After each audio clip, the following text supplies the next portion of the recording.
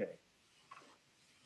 Good afternoon, everyone, and welcome to Case Western Reserve School of Law's CLE program. And we're honored and proud to have one of our alums to present on Joshua R.Giddings, the forgotten abolitionist of the Western Reserve.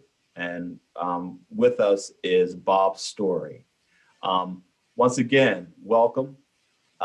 We'd like to thank first our sponsors, the Social Justice Law Center of Case Western Reserve School of Law, the Black Law Students Association of Case Western Reserve University School of Law, and the Office of Diversity, Equity, and Inclusion at Case Western Reserve School of Law. As you may know, that you will be eligible, or lawyers will be eligible for 1.5-hour CLE credit will be available for this program.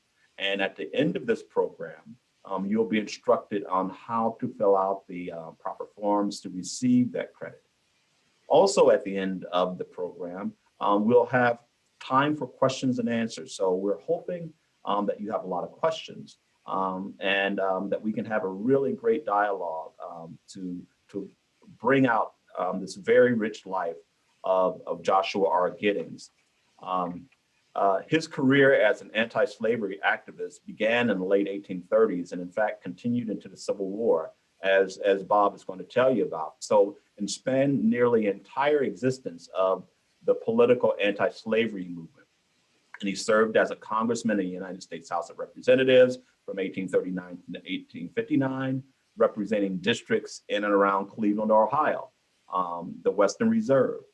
In his earliest days in Congress to the day he left Congress, he denounced slavery and slave owners at almost every opportunity, often in the face of threats of violence against him from Southern congressmen, working and strategizing with abolitionists and other anti-slavery congressmen to keep the cause alive and in the public consciousness. We think it's appropriate that during Black History Month that we have a conversation about this abolitionist, Joshua R.Giddings, and that we have one of our esteemed Black alums from Cleveland and from the law school, Bob Storey, with us. A brief biography about Bob, and then I'll turn it over to him. Bob is from Tuskegee, Alabama, which I'm very fond of and proud of because my people are from there as well, in that area. Tuskegee and surrounding areas. He began his career as an attorney with the East Ohio Gas Company in '64, just after he graduated from Case Law. He served and became the assistant director of the Legal Aid Society in Cleveland and was a partner at McDonald Hopkins, Burke, and Haber at the time it was named. He joined his predecessor in 1967 and became a partner in 1971. He then became a partner at Thompson Hine LLP. And was director of the May Company, or the May Development Stores Company. He served on the board of directors of Procter & Gamble from 1988 until 2006, and was chairman of the Public Policy Committee and member of the board organization and nominating committees. He was director of Verizon Communications from 2000 until 2008, and served with the Kresge Foundation, the George Gunda Foundation, Phillips Exeter Academy, Case Western Reserve University, and Cleveland State University. He has also served on Harvard University's Board of Overseers, and he is a graduate of Harvard College. He served as the director of the Federal Reserve Bank in Cleveland for 3 years, from 1987 to 1990. What a wonderful story and an illustrious career, and what an impact and legacy he's left for us in Cleveland as he basks in Florida. So I'm going to turn it over to Bob right now and just have at it, and welcome and thank you again for being here, Bob. Thank you, Brian. I have to correct, we've joked about my having been born in Tuskegee, but I never lived there. Right. That's right. I want to take this opportunity to pay tribute to three special ladies, if I may. Nita Storey, whom I met her freshman year at Radcliffe College, a wonderful young lady from New York City, who on May 9th will have graced my life for 62 years as my wife. When I was in law school, Nita taught high school social studies at Collingwood High School in Cleveland. And while she was there teaching, she also co-authored a book on Black history for the Cleveland Board of Education, and was a contributing editor to a high school textbook used throughout the state of Ohio, the Buckeye State. Those of you who went to school in Ohio may be familiar with that book. Linda Ballinger, I'm sorry, before I get to that, I think I wanted to tell you that, among other things, I want to pay tribute to a young lady who's watching this program right now, and it's Ginger Van Wagener, a very gifted trial lawyer who was one of my partners at Thompson, Hine and Storey, and my co-partner in crime on programs we did to support the women lawyers in the firm. In addition to being a great trial lawyer, Ginger also was the chair of the board at Hathaway Brown School and went to teach legal ethics at Case Western Reserve Law School. So she is not only an alumnus, but a former member of the faculty there. The third lady I want to pay tribute to is a young lady who was my secretary right out of college. That's Linda Ballinger. Linda was not only cheerful in my good right arm, but she kept my workday in good order. And she grew up in Hudson, Ohio, which is the home of Case Western Reserve College, the predecessor of this university. It's also where John Brown, who made a name for himself at Harper's Ferry, lived. Linda not only kept my work life in good order, but she shared my enthusiasm for movies about Humphrey Bogart and Lauren Bacall. And her regard for artistry was such that she went on to go back to school and study art history and became a very respected museum docent.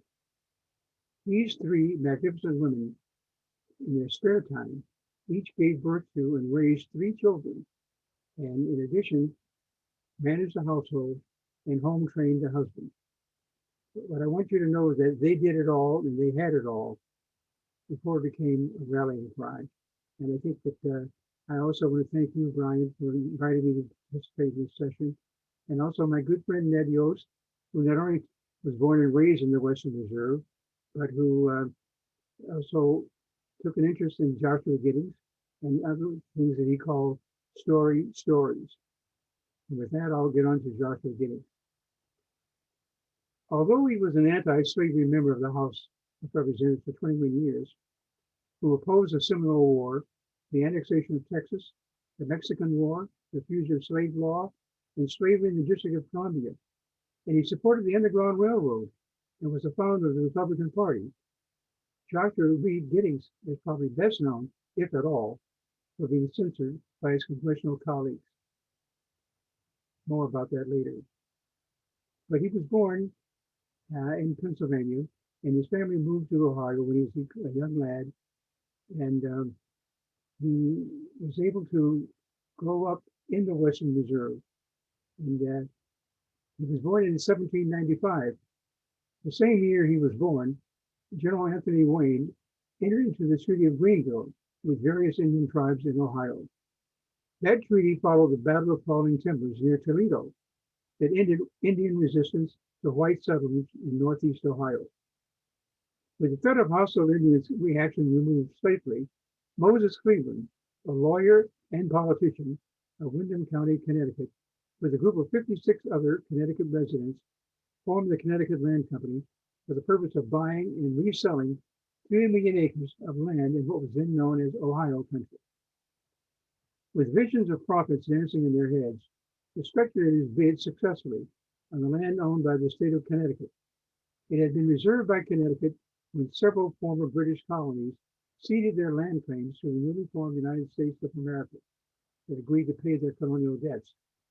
Moses Cleveland was one of the largest investors in the Connecticut Land Company and one of its directors. He also led the party of 50 people that negotiated with Indians in the area and surveyed the area, and after whom the town that misspelled his name was named, on the Cuyahoga River. He was not only a resident of the reserve, but when he was he moved it when he was about 11 years old. And he joined the militia in the War of 1812 out of Sandusky. And after that, he went back, and he had very little education, by the way. He didn't go to law school. The deans of your school will probably shudder at that thought, but in those days, most lawyers were trained in law offices. And Moses Cleveland was trained in the law office of an attorney in Canfield, Ohio. At the age of 19, he became a teacher in the school system. And he then went on to go to law school and study law. And when he was admitted to the bar, he formed a partnership with Benjamin Wade, who went on to become a senator from Ohio. And I believe the Wade family bears the name of Wade Park in Cleveland right now. But unfortunately for the Connecticut Land Company, they didn't get that many settlers initially. And they had to wait until about 1812 before the area became populated. But the Connecticut Land Company, unfortunately, dissolved and was facing bankruptcy. And so that's the origin of Cleveland, and that's how we got the name of Cleveland. And I think it should be of interest to all of you to know something about Moses Cleveland. Now, more about Giddings. He had the temerity in 1838 to oppose slavery. This was not a widespread enthusiasm in America at that time. And as a matter of fact, it centered on why he was censored by his colleagues in the House of Representatives. There was an incident called the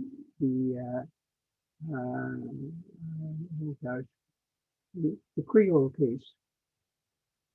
In November of 1841, the Greek Creole was owned by a Richmond, Virginia partnership that set sail from New Orleans with a cargo of 135 slaves. In mid-voyage, 19 of the slaves overwhelmed the crew, killed one of the slave traders aboard, and seized control of the vessel. They demanded that the ship's captain navigate them to Liberia. When told that there was not enough food or water for such a long voyage, they insisted instead that they be taken to the British West Indies, where under British law, they would be free. At the trial in the Admiralty Court in Nassau, the attorney for the United States was none other than, let me back up a bit. The ship eventually reached Nassau, and there in the Admiralty Court, the mutineers were charged with piracy. To the chagrin of the slave owners and the consternation of the John Tyler pro-slavery U.S. administration, the court ruled that as soon as the Creole set foot on English soil, they were not only free, but had a right to use force in order to gain their freedom. Hello, Bob. Yes. Hey, want to check your mic. Is there anything obstructing your mic? I want to make sure that people are hearing you clearly. Can you hear me? I can hear you. It's just a little fuzzy. If you can maybe reach I'll be a little closer. Does that help? move a little closer to see. And let's see, there's nothing covering like a piece of paper or anything like that on your mic, is there? No, I don't believe so. Oh, all right. Well, let's try it like this. Thank you. I'm sorry to interrupt your flow. No, I was wanting my son to speak up when I got on here. Yeah. So I didn't know whether you could hear me or not. Yeah. We can hear you. It's just a little fuzzy. So I think if you were a little closer to the mic, that helps. Maybe I'm just a fuzzy guy. Yeah, yeah, maybe speak up a little bit. Yeah, thank you. Yeah. Now, the senior Giddings, who settled in the Western Reserve, like many early settlers in Connecticut's Western Reserve, in addition to their furniture, farming utensils, and animals, brought with them a strong opposition to slavery. Thus, the Western Reserve grew as a destination friendly to freedom-seeking runaways from the South, en route to Canada, or determined to settle in Ohio. And so it was that tradition of anti-slavery feeling sentiment that made the Western Reserve at a very early time be called the moral center of Ohio. Now, the reason for that is that so many of the people brought this New England sentiment with them, but it was also in the Western Reserve where a group of teachers at Oberlin College sheltered a runaway slave named John Price, who left Kentucky and made his way to Oberlin and lived there. And when a slave catcher came to Oberlin to fetch him, they hid him in the home of the president of Oberlin College. And it was Oberlin, if you recall, that first admitted blacks and women. And it was in the old stone church in Cleveland's public square where the bell was rung and a slave catcher was in the area. So that this sentiment was so germane to the Western Reserve. And the odd thing is that John Brown, who also lived in the Western Reserve, who went on to make a name for himself at the Harper's Ferry. Now, I was telling you about the Creole case. That case was decided in favor of the slaves, and the ship turned around and went back to Africa. R.Giddings got up on the floor of the House, and he spoke favorably of the Creole case. And for that, he was censored by his colleagues because they had passed what some of you may recall was the Gag Rule. The Gag Rule prohibited any discussion of anything having to do with slavery. It was imposed by the Southern dominance of the Congress at that time. And because Giddings spoke out against the Gag Rule, he ventured forth and he was censored. And he immediately, right after he was censored, he resigned. And the happy consequence is he ran for when his seat was vacated, he ran for it. And he won the election overwhelmingly by his constituents. He got something like 7,000 votes to 330, roughly. And he went back to the Congress. And he continued to raise hell when he got back into the Congress. And after the Creole case, there was another case involving a ship called the Pearl. And this was a ship that, again, was carrying slaves, runaways, who had left the District of Columbia, and they were trying to get to New Jersey, a free state. And they set sail on the Potomac, and their ship was caught, and they were all taken back to Washington, D.C., where the ship was confiscated, and the people who seized the ship were tried. And Giddings went down to visit them the day after they were arrested. And he himself had his life threatened when he went in to talk with the people. And somehow he managed to get out of it and intact. But that was another example of how Giddings fought for the abolition of slavery. Now, he was not an abolitionist in a technical sense. He said, if being anti-slavery made him an abolitionist, he was an abolitionist. If being against slavery made him a fanatic, then he was a fanatic. But he felt that the federal government had no role in either extending or abolishing slavery. He felt this was a constitutional issue, but he took his stand that slavery should be abolished or ended in one way or another. And he continued to feel this way throughout his time in Congress. And when he ran for re-election in 1859, he did not get the endorsement of the Republican Party, even though he'd been in the Congress for over 20 years. And the reason for this, I believe, is because the year before, John Brown had gone into Harper's Ferry and scared the nation.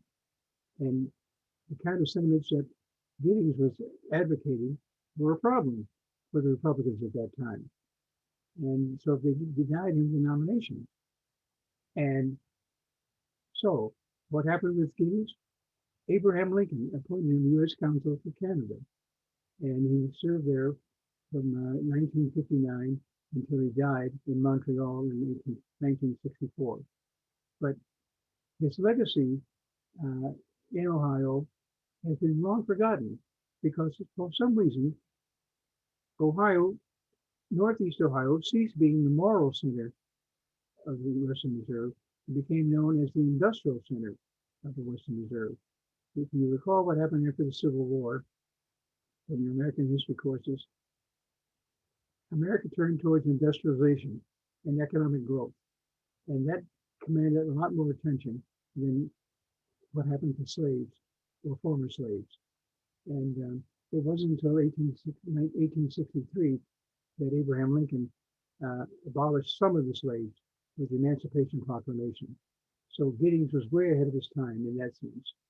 And I think that at this time, I'll cut short my remarks, and if there's some questions you'd like to ask, I can tell you more about. Let me tell you something more about the Oberlin Wellington slave rescue. That's a very important case because, as I told you, John Price had run away from Kentucky and made his way to Oberlin. And he lived there as a free man when slave catchers came up to get him. And when they did, the good people of Oberlin moved John Price to Wellington nearby initially, and they hid him in an attic in Wellington. And the slave catchers came there to get him, and they set up on the slave catchers, and they managed to free John Price, who made his way to Canada. But they were violating the fugitive slave law. There was an original fugitive slave law passed in 1793, but in 1850, in the Compromise of 1850, a new fugitive slave law was enacted, which made private citizens liable to be fined if they aided or abetted a runaway slave. So that the people from Oberlin in Wellington who came to the aid of John Price were put on trial in Cleveland in the federal courthouse. It was a very famous case, and people came in by trainloads from all over Ohio for the case. And of all the people who were indicted, only two of them actually went on trial. One was a white fellow who was sentenced to 60 days in jail, and his cohort was a black man who was given 30 days. But that case drew attention, national attention, and it was listed by the Cleveland Bar Association for one of the foremost cases in the first 75 years of the Cleveland Bar Association. So if your law students ought to look up the Oberlin Wellington rescue case and see what you make of it. But back to Giddings.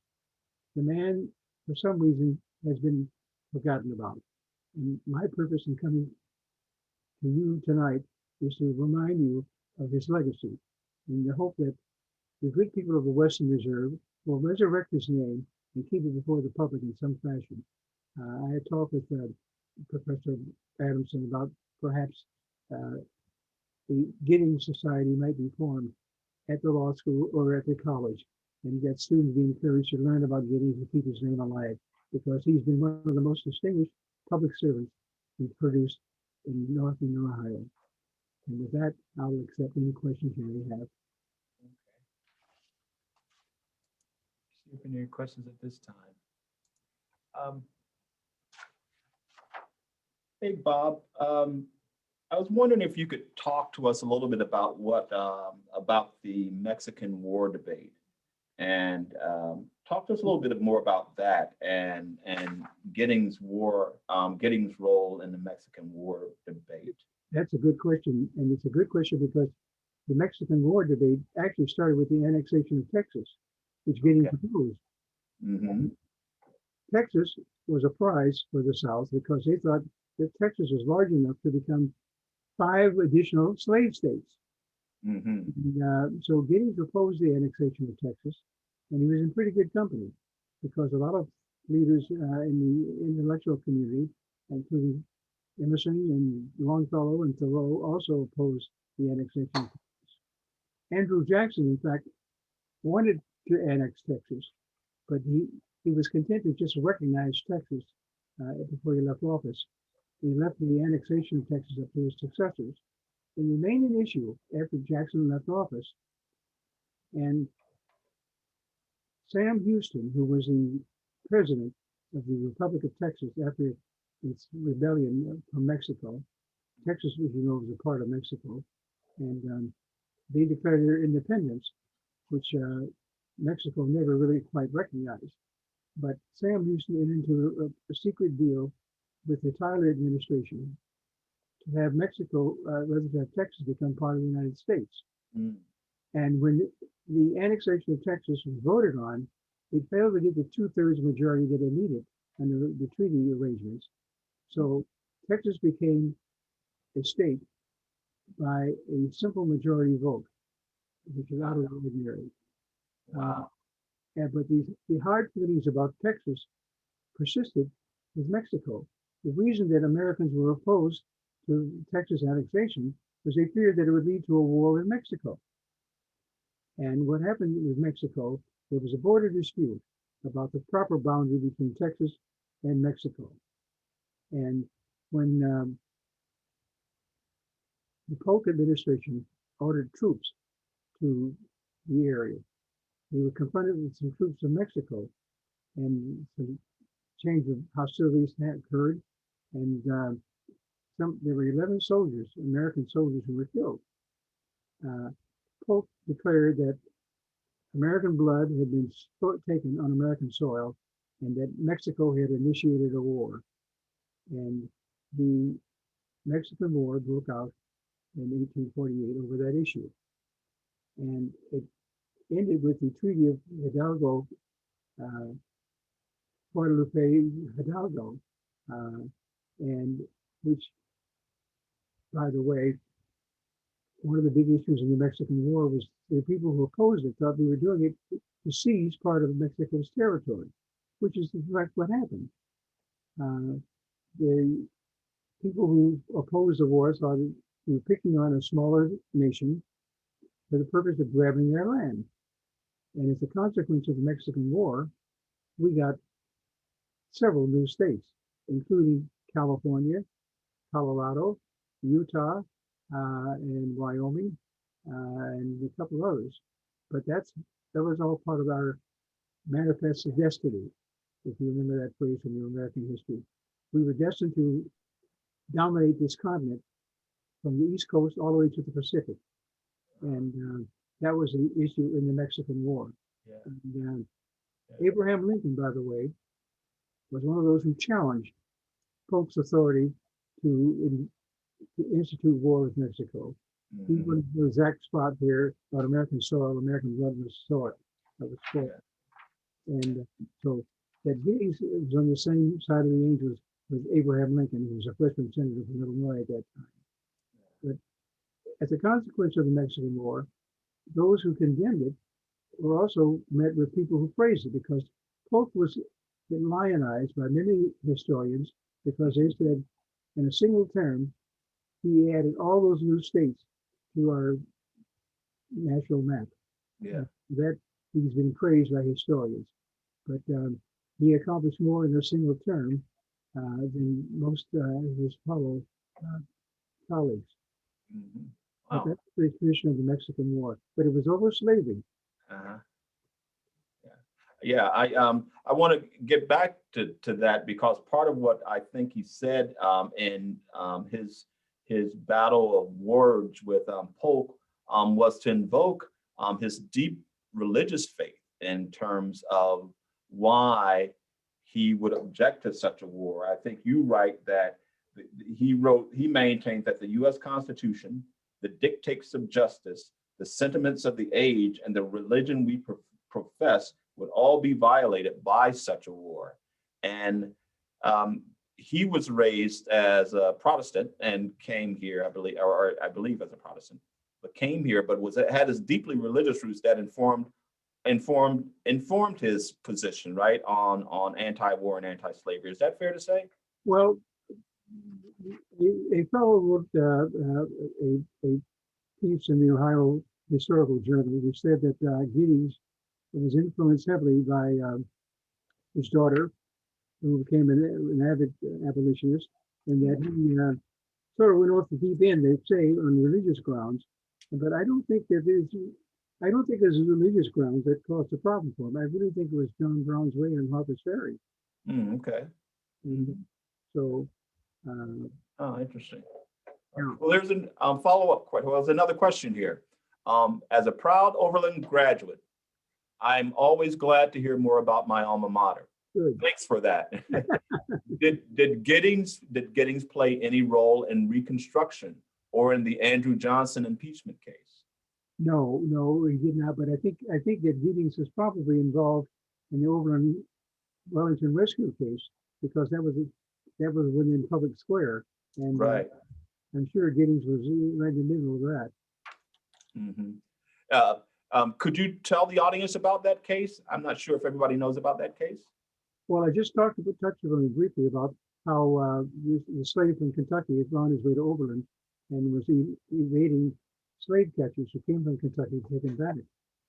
By the way, you read again your American history, some of you may know about the case of Anthony Bruce, who was a slave, a runaway slave in Massachusetts. And President Franklin Pierce, sent troops up to Boston to capture Anthony Bruce and send him back to the South. And he did this because he thought the Constitution compelled him to do it. And when Lincoln got around to emancipating the slaves that he did emancipate, he did them the war powers. Lincoln's argument was that the South had an advantage having slaves because while their white troops went to the front to fight, the slaves stayed home and managed the farms and also acted as in a very minor capacity aiding the Southern cause. And he felt that as he could exercise the War Powers Act to help win the war. And he had been under tremendous pressure from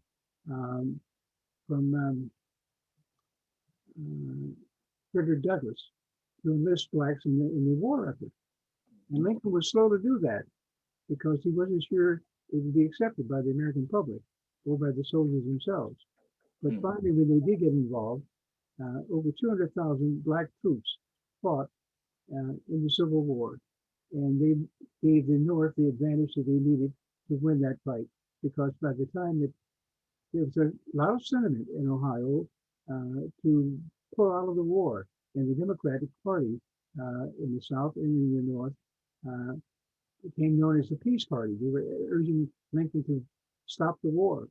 But Lincoln maintained that he was in it to the end, and that if the South had an advantage having slaves, he would take away that advantage by freeing the slaves. So he freed all the slaves with an executive order, which said that anybody who was still in rebellion against the United States, their slaves would be free. So the states that were not in rebellion maintained their slaves. And it wasn't until the 13th Amendment, which came after the war, that legally freed all of the slaves in the United States. So that's, but that would have been consistent with the feelings of Giddings, who felt that Giddings didn't know much about the War Powers Act, but so interesting. Yeah. Cool. Someone notes, an audience member notes that Giddings is portrayed in the Cuyahoga County Soldiers and Sailors Monument. I didn't know that on the Emancipation panel. I didn't know that either. Yeah, that's pretty good piece of information. Thank you for that information. There the elementary school named after Giddings, as a matter of fact. It was on 30th Street between Woodland and Woodland. It was a very old school, and it was named after Giddings, but it was torn down years ago. So I don't know of any other monuments to Giddings. Okay, yeah. Interesting. Well, it sort of relates to the next question. Someone was wondering about other key sites in Cleveland that might be part of the abolitionist history here. Do you have a sense of where those other sites might be around here?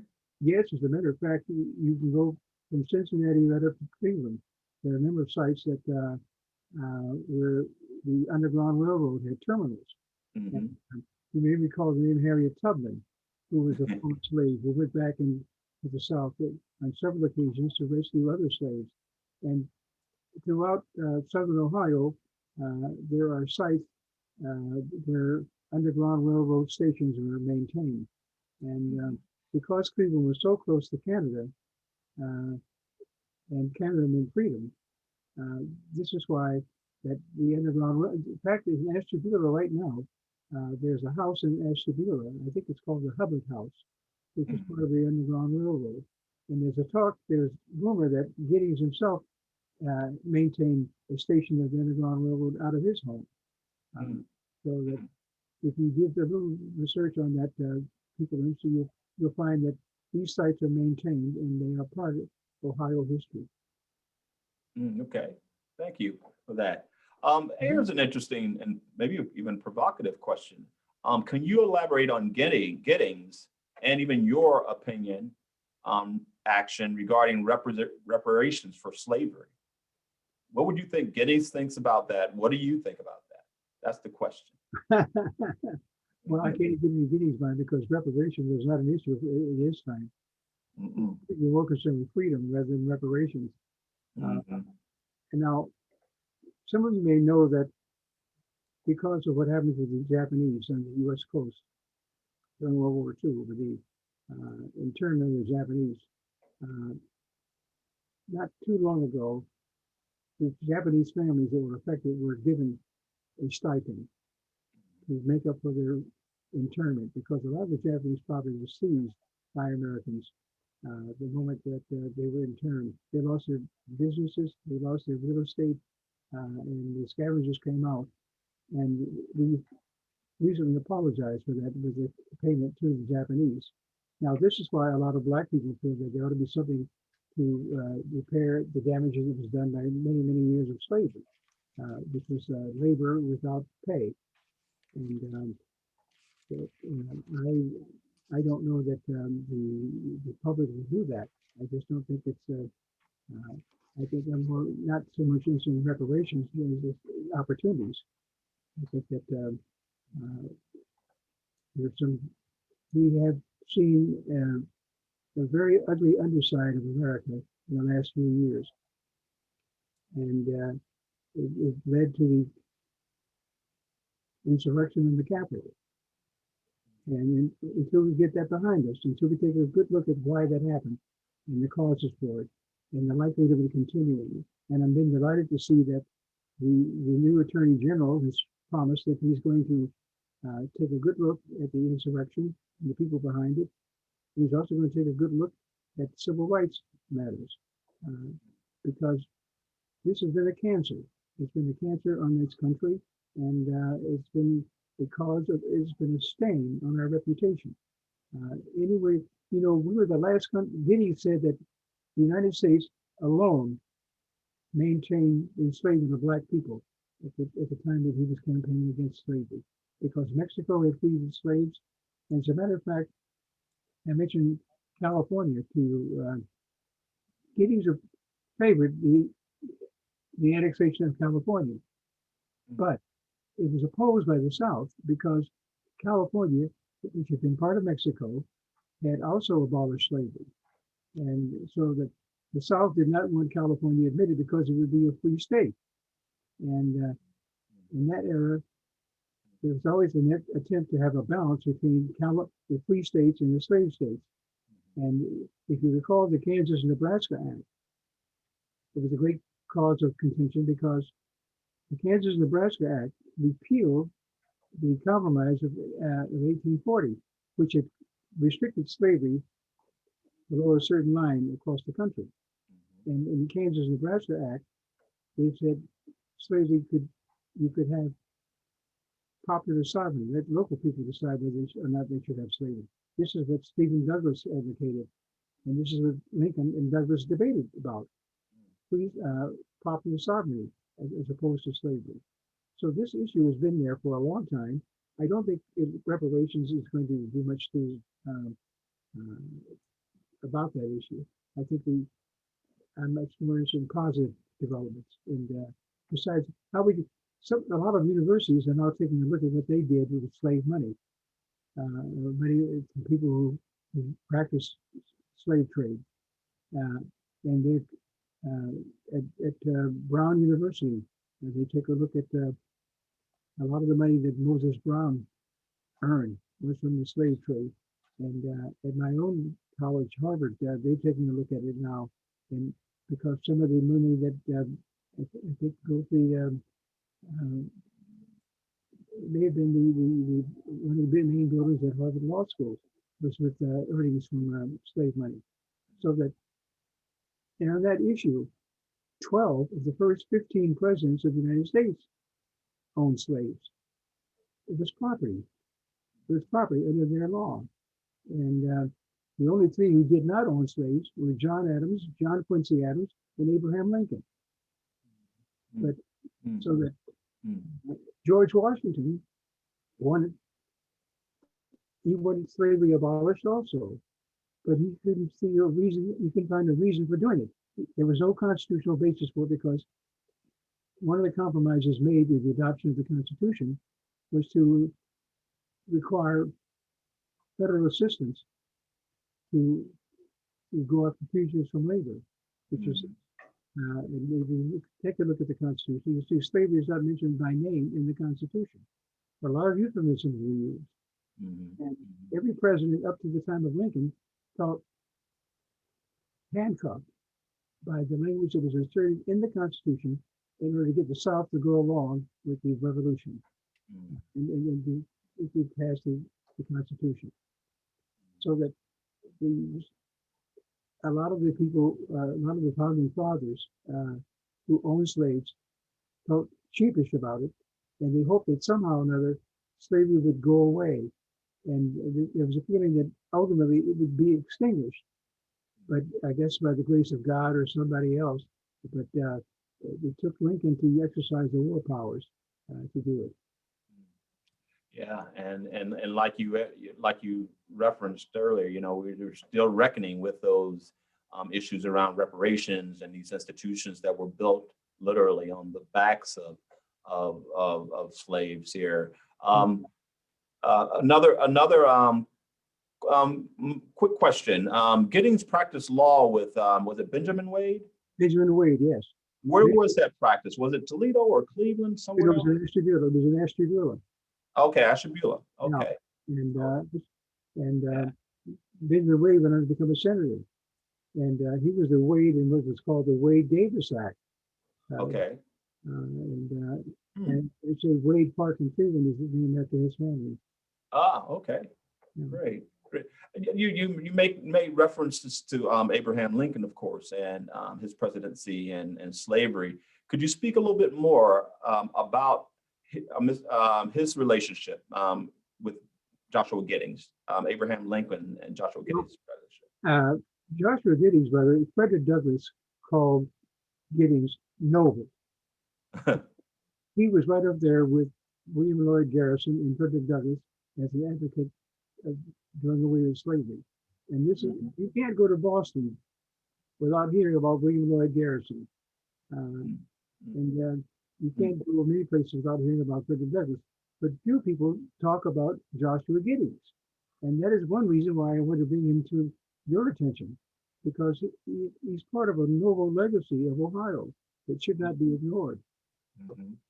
And Lincoln obviously thought much about Giddings because he made him the U.S. Consul to Canada after the Republican Party denied him the nomination for the election.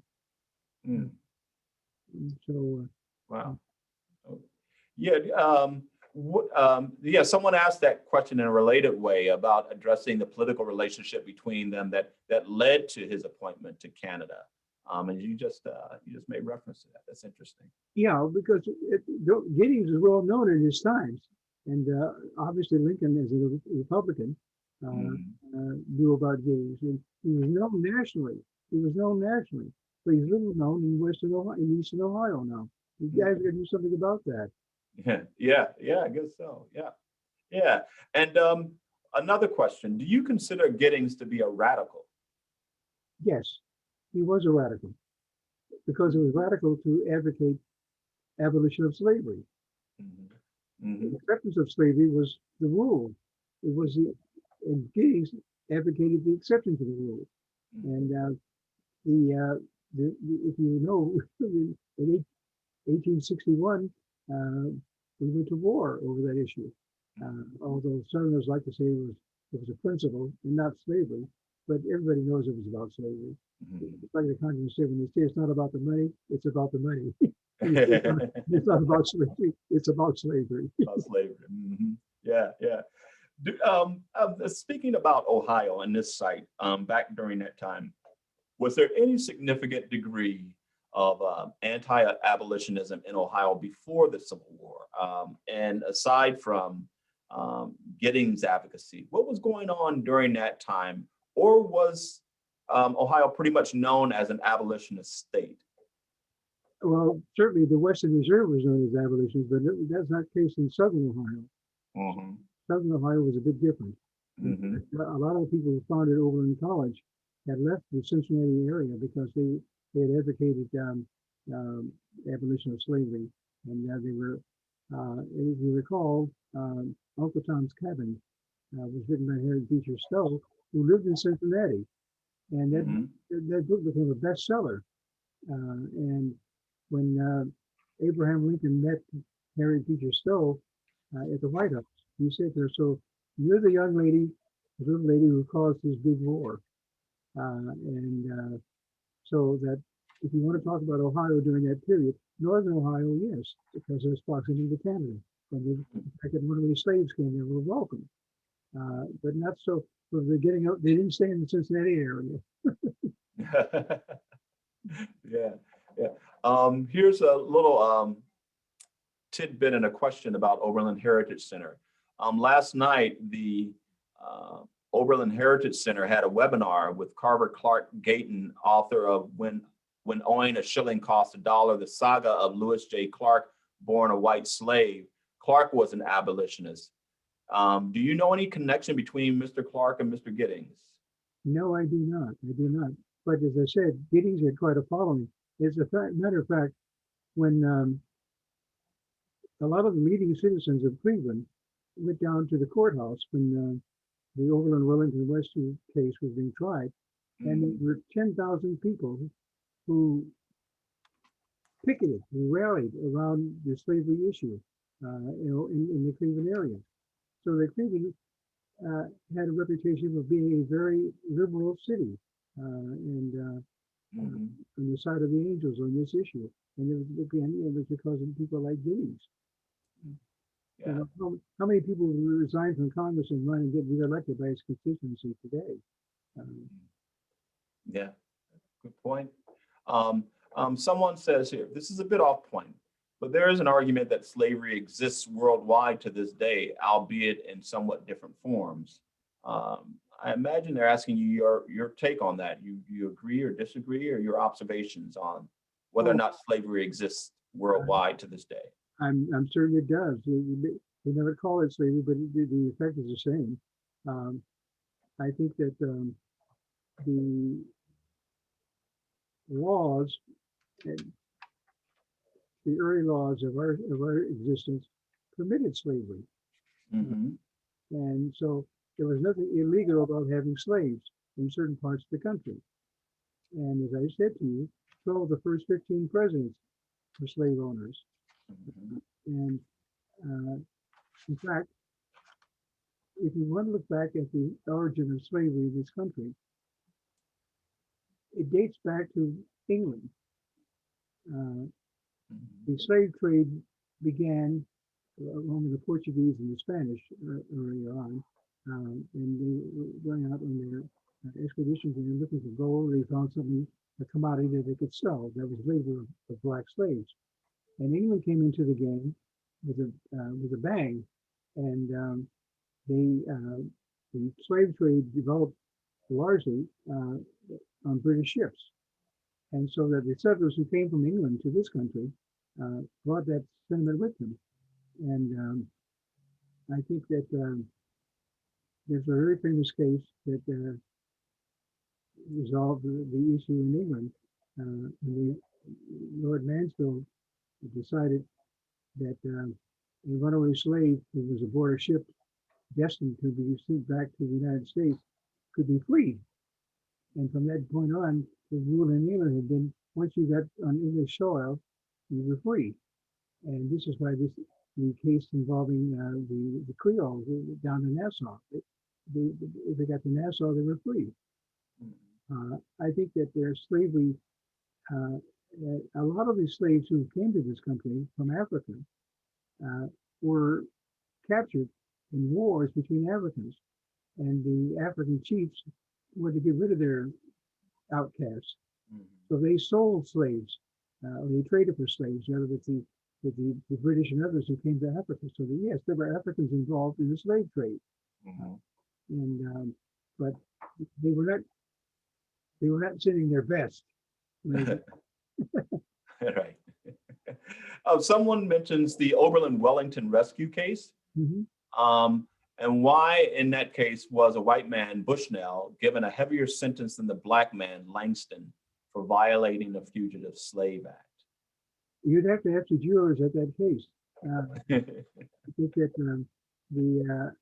obviously the feeling was that the white person who violated the fugitive slave law was more of a risk to the country than the black fellow who did, and so that they may have felt that he, being black, he had greater sympathy for the runaways, and understandably, but Bushnell was given a heavier sentence, and I think it's because they felt there was a greater degree of criminality involved with the white person. It was breaking faith with their fellow man. Yeah, interesting. Yeah. Someone sees from Giddings' Wikipedia bio, talks about Lincoln's appointment to appointing Giddings as Consul General to Canada. Do you know if he played any role in the controversy over the cross-border raid by Canadian soldiers on St. Albans, Vermont? No, I do not, but I think that there was tension between the United States and Canada for years because the United States wanted to annex Canada. And a lot of people were leaving Canada and settling in New England. They were settling in Vermont and New Hampshire. So Canada was concerned about losing their citizens to the United States. And they were also jealous of not being part of the United States. They liked being attached to the Queen and the King of England. And they liked their British heritage. And America was a threat to that. So that there was a lot of tension along the Canadian border. Americans trying to invade Canada, and Canadians trying to invade the United States as a countermeasure. So, but I'm not familiar with this particular incident, but I'm not surprised by it. Thank you. One other attendee heard on NPR that Georgetown University grants free tuition to descendants of the slaves. That's correct. One of its Jesuit priests sold. Do you know about that? Yes, Georgetown, as a matter of fact, some of the good fathers at Georgetown sold slaves to raise money for Georgetown. And the people who are now in charge of affairs at Georgetown felt that this was a stain on Georgetown's reputation and had to do something about it. So that they have agreed to grant free scholarships to people who can prove they were descendants of some of the slaves. But that's going to take a lot of doing. Right. Yeah. And you've spoken about Giddings' relationship with other politicians and historical figures of that time. What do we know about Giddings and any relationship with William Henry Seward from New York? With William Seward? Yes. Well, Seward was, as you probably know from Doris Kearns Goodwin, Seward was a competitor of Lincoln for the presidency, and felt that he was a better president than Lincoln himself. And so I don't think he had a direct connection with Seward, but he's more likely to be in touch with Senator Sumner, who defended the runaways, the slaves in the Creole Case. Sumner was a great champion of abolition, and there's a famous tunnel in Boston named after him now, as a matter of fact. So that Giddings was probably more in touch with Sumner than with Seward. Okay. What about, I'm going to jump to another question, I'm sorry. thinking about someone in the present day, from your perspective, Bob, who in this present day resembles Joshua Giddings and what he stood for? Well, that's a very good question. I think if you'd asked me that a few years ago, I would give you an easier answer. But because of what happened in the last 4 or 5 years, there have not been many people on the side of the angels in that issue. But I would say that certainly an obvious choice would be Barack Obama.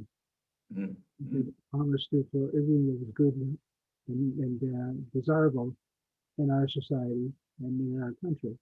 And those who opposed Obama, many of them are still active and involved in politics.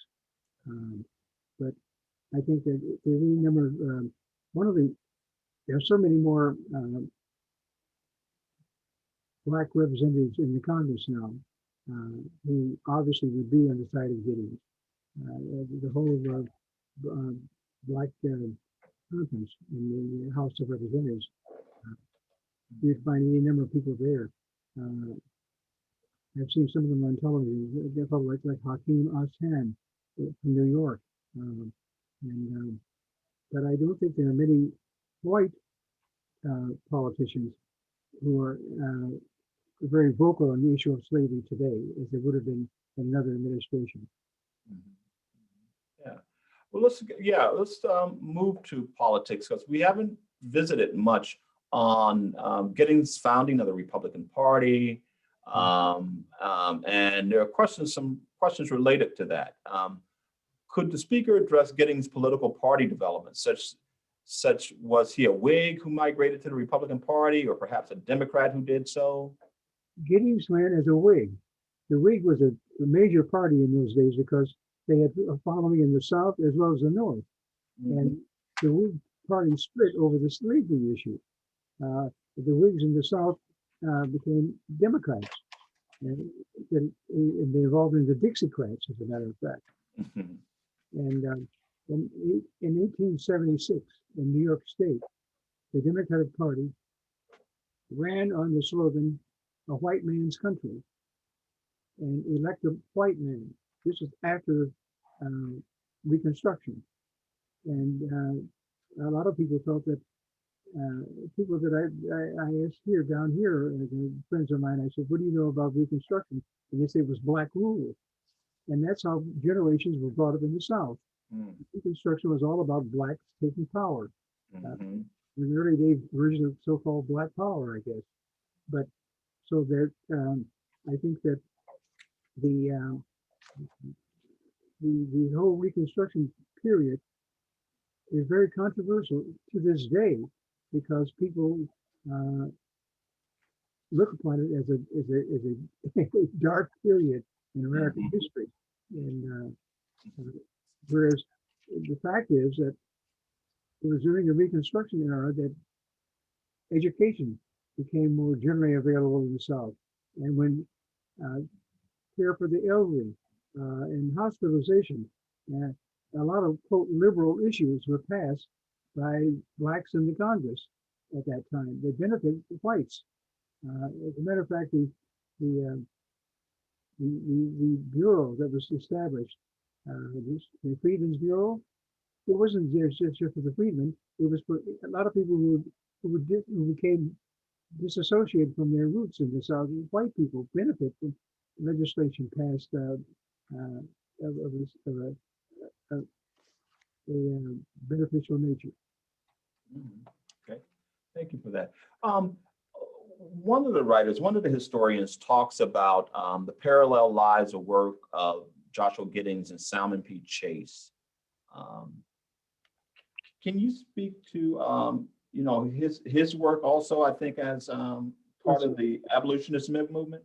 Yes, Salmon Chase, of course, wanted to be president. Yeah. And whereas he took a more radical view on issues than Giddings did. In fact, as a matter of fact, when as a member of Lincoln's cabinet, when Lincoln talked about the Emancipation Proclamation, there were people who were surprised that Chase spoke as fervently on the subject as he did, and they thought he did it for political reasons. But that if he was showing that he was more insistent than Lincoln, that he would become president and become Lincoln's successor. And so Chase was part of the anti-slavery movement in Ohio, but he and one thing about Giddings, when he differed from William Lloyd Garrison, by way of example, Garrison wanted to have nothing to do with politics. It was Garrison who called the Constitution a covenant with hell, and Giddings was also felt that the church was complicit in slavery. So he took a lot. Garrison took a lot of stands that were not very popular in his time. And this divided some of the abolitionists from others. Garrison was, he founded the newspaper with the Liberator, and he had largely with support from the Black community, by the way. And he couldn't have the money for his very first issue, but the money that was raised in the Black community. So that this is part of the friction between Douglas and Garrison. When Douglas started his own newspaper, Garrison was upset because he thought that Douglas would take away from his leadership. So that for a while there was tremendous friction between Douglas and Garrison. And also Douglas believed in political action, whereas Garrison did not. Garrison thought that all politicians were probably corrupt. Okay. Yeah. Wow. What is it the case that Chase either became a part of or was the founder of the Liberty Party, or was he led that party? I think he may have joined it eventually, because you ask about Giddings. Giddings was a Whig when he ran for office, and he gravitated towards the Free Soil Party, and from the Free Soil Party he became a Republican. And if you recall, the primary issue of the Republican Party, who were known as, quote, the Black Republicans, that what the Republican Party was founded on was that slavery should not be extended. Yeah. You could do nothing about slavery where it existed. In fact, he said that. But he said he did not want slavery extended at all. And this is where unconstitutional grounds. But Giddings became a founding member of the Republican Party over the issue of slavery, because back in those days, the Republican Party was the only one that was, other than the Free Soil Party, that had any. And by the way, when Lincoln ran for office in 1860, he only got something like 39% of the vote, because there were 4 candidates for the office at that time. There was Stephen Douglas, there was John Breckinridge of Kentucky, who was the South favorite, and Lincoln didn't get a single vote out of the South. He was on the ballot in some places, so that he was a minority president when he took office with 39% of the vote. And the other, because there were 4 people in the race at the time. Wow. Could you speak to, were there any specific encounters or engagements between Frederick Douglass and Joshua Giddings? And you know, they know both of each other, and they spoke of their common work, but any other specific things? As a matter of fact, Giddings shared a platform with William Lloyd Garrison and Frederick Douglass in Ohio. Okay.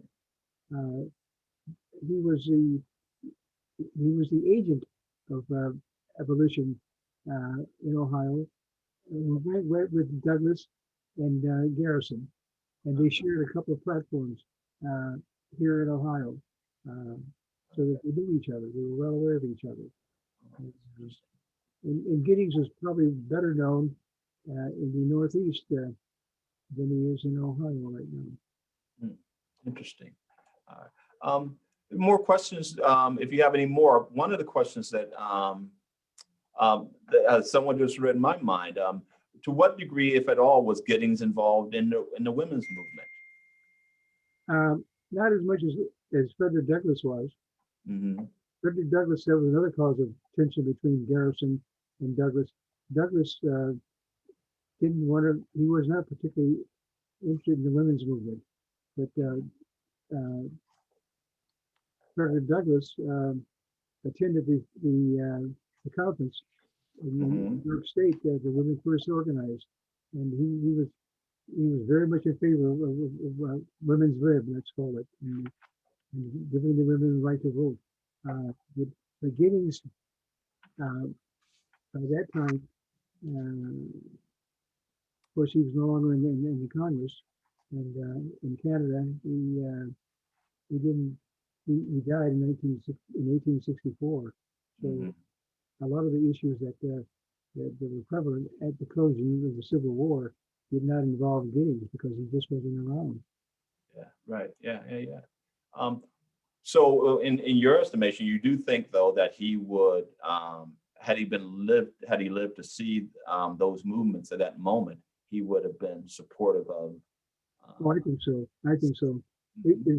It'd be very difficult to be supportive of freedom and opportunity for blacks and opposing for women.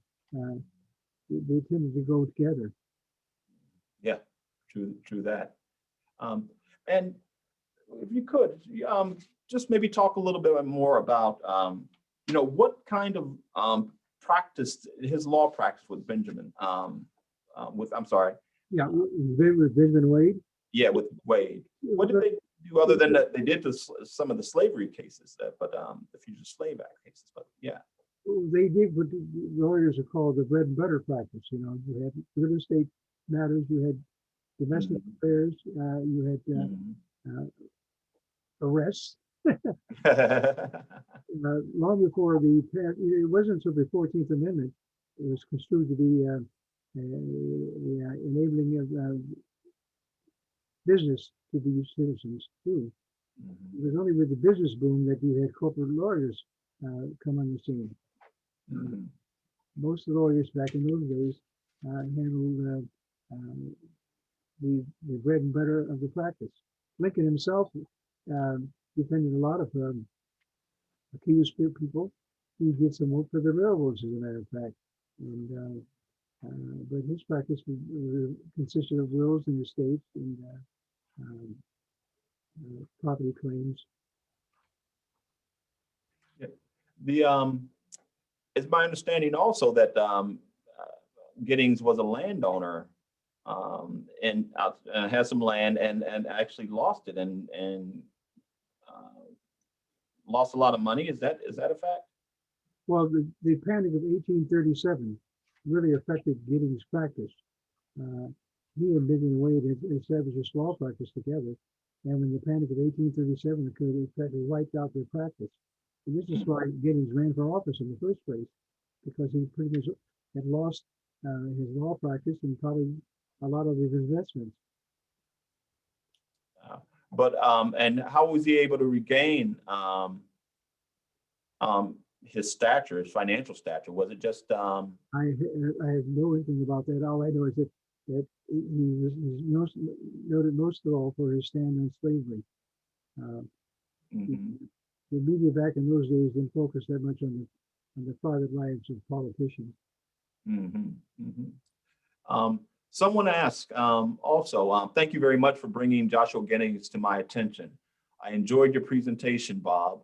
It will be interesting to explore the archival material at the Indiana State Library to learn more about the women in Giddings' life, especially his daughter. So many unsung heroines during this period. Perhaps your next project, do you need an assistant? Well, I've got what Ned Yost called a lot of the stories that I've been working on right now. But that I'm sure that his daughter had a major influence on Giddings in his life, and she was a lot more insistent on abolition of slavery than even Giddings was, and she's felt to have influenced his religious feelings also. Yeah. And I wanted to look back again a little bit at his religious roots. And you said earlier that his religion didn't inform his anti-slavery, his abolitionist ethos so much as his moral and political, social ethos. Yeah, I think that Giddings made a number of statements on the floor of Congress against the Mexican War and in favor of annexation of California. He was on the side of the Angels on most of the issues that divided North and South. But he did this not on religious grounds necessarily, but on humanistic grounds. Who were his influences? Were there active individuals? You mentioned his daughter, but even growing up, do you know who inspired him or maybe who he looked to growing up? As a matter of fact, there was a well-known abolitionist who influenced both Benjamin Wade and Giddings. And he encouraged them to form an anti-slavery society in Ashtabula County. And his name escapes me right now, but he was a definite influence on their thought on slavery. Okay, yeah. You've been talking to us about some of your research and your work and examination of Giddings' life, and you're writing a manuscript. Where are you in the stages of writing and completing your manuscript? Well, thank you for bringing that up. I've been I'm trying to put my retirement years to good use. Mm-hmm. And, thank goodness for the internet now. There are all kinds of information is available to you on the internet. And things that used to require assistance and travel allowances, you don't need as much anymore. So I've been able to do a lot here at home. Mm-hmm. I have started to take a good look at the history of this country from 1776 to 1876, the first 100 years after the revolution. And I am presently entitling the work that I've been doing a book called A White Man's Country, America's War on Red, Black, and Brown People, 1776 to 1876. And I think in those 100 years, a lot of the bad seeds were planted that govern our thinking in some parts of the country and among some people even today. And I begin with the Declaration of Independence, and I conclude with the Custer's Last Stand. And the fact that good Ohio President Rutherford B. Hayes pulled the troops out of the remaining states of the South where they existed. If you again remember in American history, the election of 1876 was a landmark election that ended in almost a dead heat. And it wasn't clear who was going to be president, whether it was going to be Hayes or Tilden. And they cut a deal. And the Tilden agreed to let Hayes become president, and Hayes promised that he would take the troops out of the South. So that, and that's something that the Southerners wanted all along. Having federal troops still in the South really annoyed Southerners, and they wanted a politician who promised to take them out, and Hayes did. Yeah. Well, it's amazing. And so what is it that your reading of that history, that period, just sort of idly that you came upon Joshua Giddings? How did you happen upon him and decide I'm going to write more research and write more about him?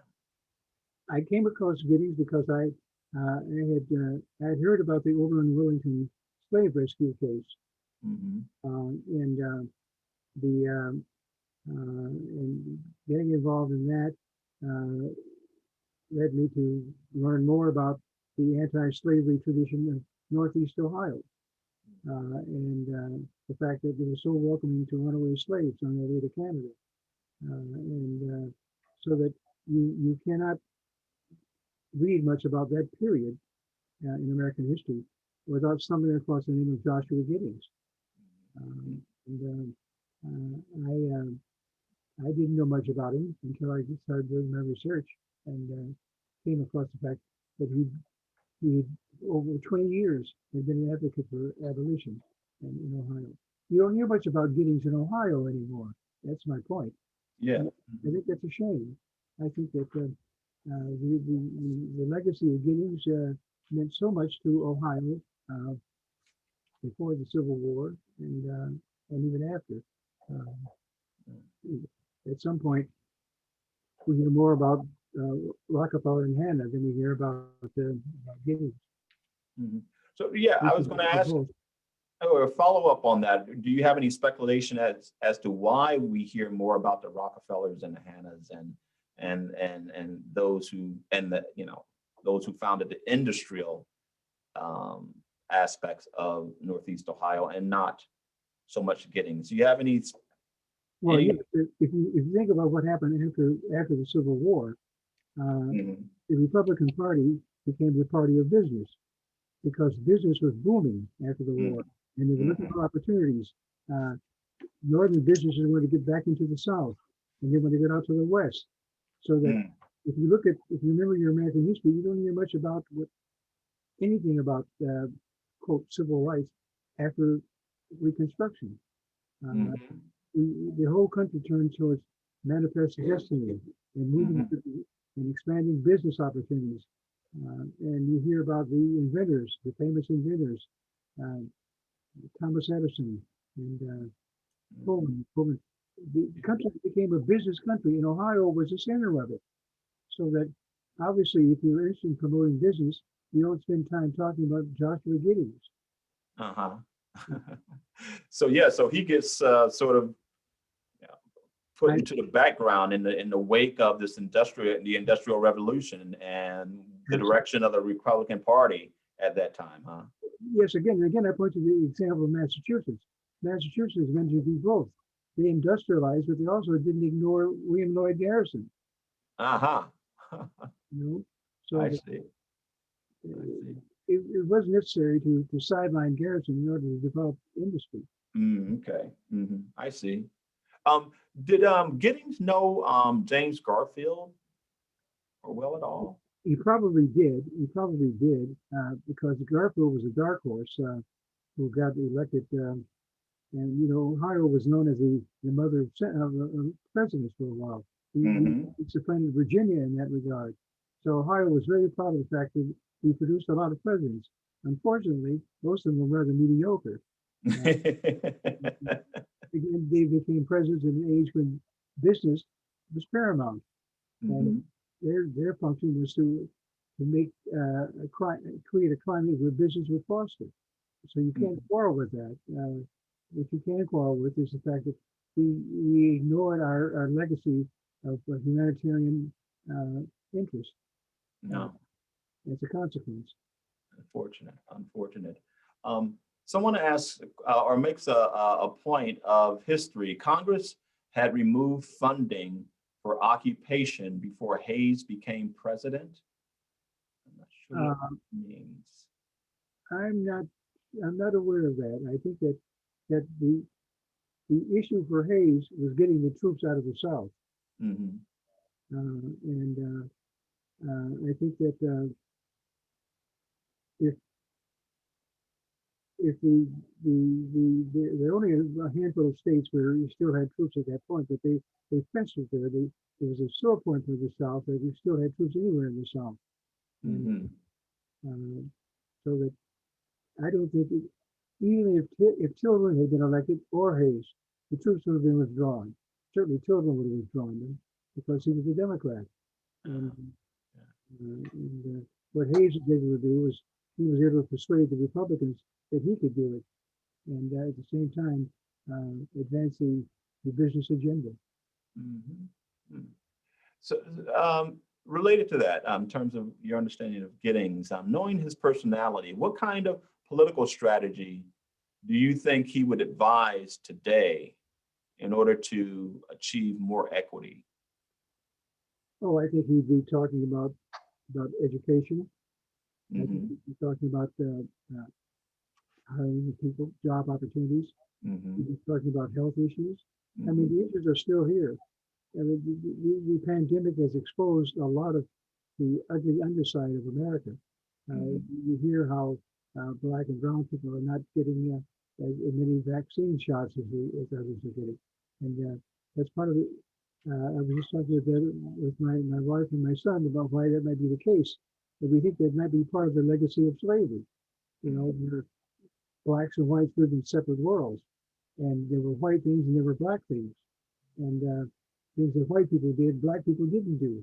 I remember a very famous cartoon that I saw of one of the first black voters.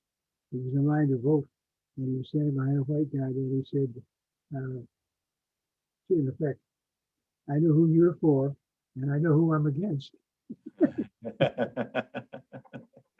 Yeah, So, yeah. That equity. He was all about equity and justice. yeah, Um, what do you think? How do you think Giddings would speak to our present day understanding of the Republican Party? well, I think if you're talking about the Republican Party or you're talking about the party of Donald Trump, uh, I think that he would certainly not be part of the Donald Trump wing of the Republican Party. Mm-hmm. I think he would be supportive of someone like Mitt Romney. And one of the sad parts about our present situation is that the Republican Party was always a respectable party, uh, and there were decent people who believed in limited government and fiscal responsibility. But they were men like Nelson Rockefeller who also had an ambitious social program. And, the Rockefeller wing of the Republican Party uh, doesn't exist anymore. And I think that Giddings would certainly be part of the Rockefeller wing of the Republican Party if he were alive today. Uh, and he would not be part of the Donald Trump party. Um, what's your vision for maybe something more substantial um, recognition of Joshua Giddings in Northeast Ohio, here in Cleveland? Do you have a vision? What would you like to see? What would you imagine that what might be? I would like to see a university that bears the name Western Reserve in its title would be more mindful of the contribution of Joshua Giddings to the Western Reserve. I would hope there'd be a group of faculty members and students at Western Reserve University, Case Western Reserve University, who would brush off the legacy of Giddings and bring it to the public. I think that um, you've got to let people know that Giddings for 20 years was on the side of the Angels, as the Angels existed in those days, and that this is part of Ohio's tradition, and we should be proud of it. We should be like the Bostonians, who always tell you about William Lloyd Garrison, even though they didn't like Garrison when he got started, Mhm. but he's still part of the Boston tradition. Why can't we have Giddings as a continuing part of Ohio's tradition? Certainly the Western Reserve. And I think that the fact that the Western Reserve used to be called the moral center of Ohio is something that we ought to think about again. Uh, People were drawn to Northeastern Ohio because of its liberal traditions and its men like Giddings. And we shouldn't let them vanish from our sight. Yeah, well, there's certainly there are a lot of historians in the audience here, and some of them I imagine ask questions in the chat here. It seems that they're also very steeped in Joshua Giddings' knowledge about him and his history.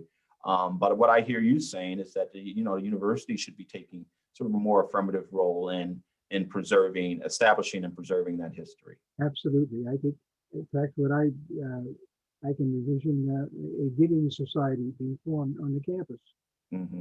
Involve law students as well as undergraduates, Mm-hmm. and and burnishing the reputation of Giddings and keeping it alive, successive generations. Because I entitled these remarks, The Forgotten Abolitionist of Western Reserve, and there's a reason for it. He has been forgotten. And I think that's a shame. I think that the faculty of the university, the historians and others, and if you can't talk about civil rights today without thinking about Joshua Giddings. If there were a civil rights movement in 1838 to 1859, Joshua Giddings would have been at the forefront of it. But in those days, it was called anti-slavery. We've come a long way from having anti-slavery being the cause célèbre of the generation, and we have other causes now. And I think that it's up to another generation to keep the name of Joshua Giddings alive. And what better place than on the campus of Western Reserve University to do this? I see some parallels also in terms of Giddings' work in anti-slavery and abolitionism, in terms of his contrast and his combating sort of the police state, if you will, the apparatus and the structures that made the policing of slaves, the retrieval, the kidnapping, and if you will, reclaiming or claiming of slaves possible. And do you see any parallels between his perspective on those police structures and, say, Black Lives Movement matter, and what those advocates are saying in terms about structures around our current in our current system that allows for the type of policing that has this disproportionate impact on Black and brown bodies? Well, I don't think you can be actively concerned about civil rights today that would not embrace Joshua Giddings. I think if you are concerned about civil rights today, then the legacy of Joshua Giddings is a good stepping point, a good stepping off point, rather. I think that, and if you could remind people of Northeastern Ohio in particular about what a critical part of the legacy of this region is, and do it for successive generations. And again, as I said before, I think the university that calls itself Case Western Reserve University should have a special interest in Joshua Giddings, because what he meant for the Western Reserve. Well, I hope we can work together to make something like that happen. This has been a fascinating education, insightful, wide-ranging, and your command, your knowledge of our history during that time generally, and then more specifically about this man, Joshua Giddings, is pretty remarkable. And I really appreciate and honor the fact that you have spent so much time and your treasure and your thought and intellect and compassion to do this work and do this research and to share it with us. And for that reason, and also just the sheer pleasure of making a connection between you personally and Cleveland again, and you personally and Case Western Law School. So this has been a win all around for us and the audience. And I just want to thank you very much, Bob, for taking the time to let us know and to make us understand better the Joshua Giddings and the importance that he has in the development of our country, and particularly Northeast Ohio, and why we should be doing more to honor him. And I hope that we all will take what you say and what your words are to heart with regards to making sure that his legacy and his memory isn't lost. So thank you very much.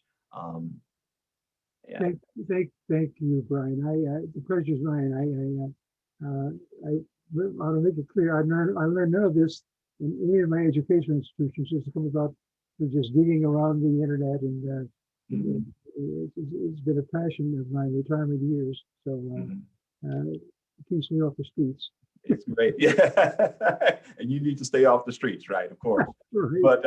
But no, it's also inspirational because you are pursuing a passion that you've lived with for so long, and the idea that now you get to pursue that, you know, you get to do that. I think it's an inspiration as well, and to share that. So thank you very much. Thank you. Very much. Eric's going to come on now. You all